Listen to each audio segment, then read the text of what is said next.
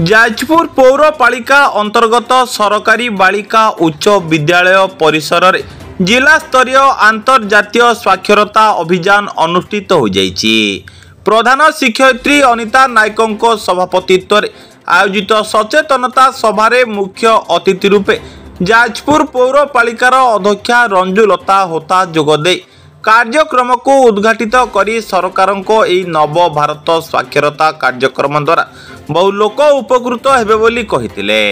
सम्मानित अतिथि रूपे जाजपुर ब्लॉक रो एबीडीओ अतिरिक्त जिला शिक्षा अधिकारी सुरमा महापात्र, जिला विज्ञान निरीक्षक कुमार सेन सेनापति, सीडीपीओ एबीओ निर्मल जेना और मनोज साहू योगदान करी एही अभियान रो उद्देश्य संपर्क में मत व्यक्त करथिले। एही अवसर में जाजपुर ब्लॉक अंतर्गत समस्त सीआरसीसी शिक्षक शिक्षयित्री अंगनवाड़ी कर्मी मानकु नव भारत साक्षरता कार्यक्रम द्वारा 15 वर्षरू ऊर्ध्व व्यक्ति मानकु किभली स्वाक्षर करा से विषय में अवगत कर जाइतला।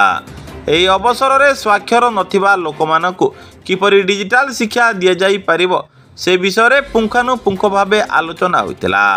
जाजपुर सुनेलिका साहू को रिपोर्ट, सूर्यास्त न्यूज। निर्मल चंद्र जेना सहकारी मंडल शिक्षाधिकारी जाजपुर ब्लॉक। आज आंतर्जातिक साक्षरता दिवस उपलक्षे आमर सरकारी बालिका विद्यालय रे एक सभार अनुष्ठित होता। यही सभार आमर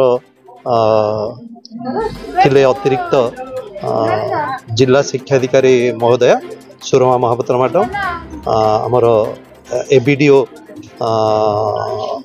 स्वागतिका मैडम एवं डीएसएस कुमार सेन सर, मोर साथी एबीओ मनोज सर एवं विद्यालय प्रधान शिक्षयित्री अनिता मैडम समस्त उपस्थित थे। यहाँ गोटे आमर जिला एवं ब्लॉक मिलित अनुकूल सभाटी अनुष्ठित होता।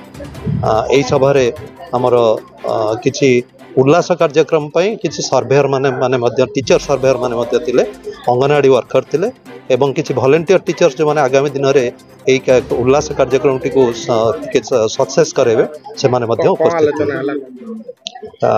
एठी केमिति उल्लास कार्यक्रम टी को गोटे मास भितर हमर निरक्षरता थिबा 15 रु ऊर्ध्व वयस्कर व्यक्ति विशेष मानक केमिति साक्षर करियबो सेही साक्षरता पई आमे एठारे गोटे योजना करूँ एवं केमिति आमर जाजपुर ब्लॉक रे एवं सारा जिले रे ए उल्लास कार्यक्रम माध्यम रे निरक्षरता हार कमिब से दिगरे समस्ते गोटे प्रतिश्रुतिबद्ध होते। हम कुमार सेन सेनापति जिला शिक्षा कार्यालय विज्ञान निरीक्षक रूपे कार्य कर। हाँ, आज आमर आंतर्जातिक साक्षरता दिवस। यही अवसर में आम जाजपुर जिले में जिला स्तरीय एक साक्षरता प्रोग्राम आयोजन करूँ सरकारी बालिका उच्च विद्यालय। तार मुख्य उद्देश्य हूँ आमर 15 वर्ष जो ऊर्ध्व लोक मैंने रहिले से भितर जदि से पाठ पढ़ा छाड़ी देथिबे किंबा कौन विषय साक्षरता अर्थ आम ये एमती कहवा जे पढ़ी जानी पारु नथिबे किंबा डिजिटल से माने स्ट्रंग नथिबे से मानू आम केमती पुणी मुख्य स्रोत शिक्षा दान देई तांको आमे समृद्ध करेबा। यह हूँ यार मुख्य उद्देश्य। एथिपाई आमर जातीय स्तर में न्यू इंडिया लर्निंग प्रोग्राम जो NILP अच्छी तार थ्रो रे आमे गोटे उल्लास प्रोग्राम वर्तमान चलुची।